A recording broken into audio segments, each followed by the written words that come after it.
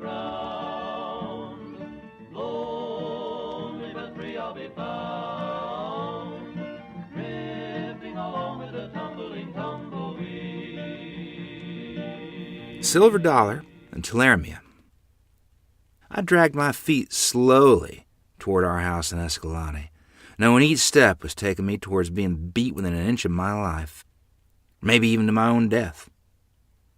"What took you so long?" Mother asked, as I walked in and sat the groceries on the table. "You should have been back an hour ago." Was all I got out, and I ran to the bedroom crying. I hid my head in the covers, dreading the truth I had to tell. "What's ailing you, Orion?" Mother asked, following me. I lost it," I said, looking her straight in the eyes. "Lost what?" Mother asked. The dollar. The silver dollar Father asked me to hand you." "How could you do that?" she yelled. "You know money doesn't grow on trees." I had it in my hand, and it slipped out, and it was gone. I tried to find it," I replied, inching away from her. Are you going to hit me?" I asked in a quivering voice. "No, but your pa just might," she grumbled. No, don't tell Father, Lottie cried. "He gets awful mean when he gets upset with Orion." Hoping beyond hope, Lottie and even Lorene and I searched for the vanished treasure that might just save my life. But to no avail. Father was waiting for me by the woodshed. "Get out here, Orion," he growled, his voice low and foreboding. "Strip down," he ordered before I could get across the yard. "Everything?" I asked, as my small frame shook uncontrollably. That day I knew again what it felt like to be whipped to within an inch of my life. The flame of hate and anger toward my father was kindled once again. "Bad news," Ma said a few days later as I brought fresh wood in for the cook stove. "What's happened now?" I asked, longing for one day without a calamity in the Escalante Valley, especially if it involved me. "The jackrabbits have tularemia," Ma exclaimed. "What's that?" Lottie asked, looking up from playing with the rag dolls Ma had made for the girls.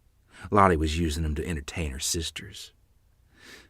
"It's a rotten disease that the rabbits have caught," Ma said. "Can we get it?" Lorene asked. "Yes," Ma said, kind of muttering under her breath. "Like smallpox?" I asked. "I don't know much about it," Ma replied, "but we do need to try and rid our valley of them, all the surrounding places, including John Valley, too." "That scares me," Lottie said, her voice trembling. "The menfolk will figure it out," Ma said. "Try not to worry. Scrub your hands and stay away from any animal you can." "What about the cow's tits?" I queried. "We need her milk." "We'll wash them down when we milk her," Ma said. "But right now we need to eat supper and get ready for bed. I'm so tired I think I'll fall asleep standing up if I close my eyes." "Can you put some more lard tallow salve and the olive oil mix on my back?" I asked. "It's really been hurting." "Orrin, try not to be so careless when and if I send you to the store with money again," she replied. "I'll go with him. I'll be in charge of the money," Lottie piped in. "Me too," Lorene said, hoping she might get a sweet treat.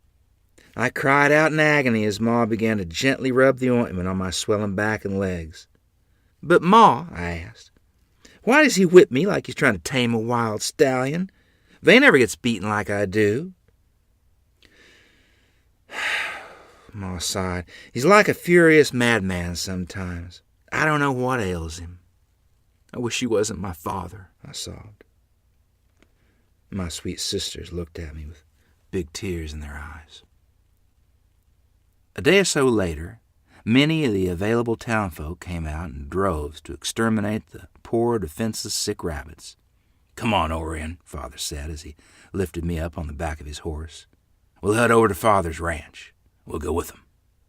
Still hurting, I bit my lip, trying not to cry out, as I winced from the pain still radiating from my bruised back.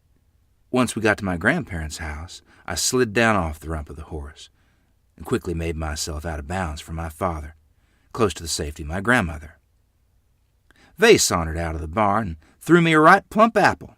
"Are you ready to have some fun?" he asked. "Are you?" I replied. "This won't be like any other hunts," Grandfather warned.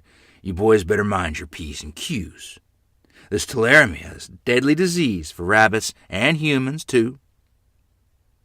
Listen to your elders, Grandmother cautioned. I heard tell one of the boys around here is taken ill. He handed Vay and me a large sandwich with slivers of beef and pickles on it. And don't touch your hands to your face after you eat that, Father said, handing us each some delicious taffy. Thanks, Vay said. My mouth's already watering to eat this. My head down, not looking in my father's eyes, I muttered, thanks. I wanted the wonderful treat, yet I hated the man handed it to me.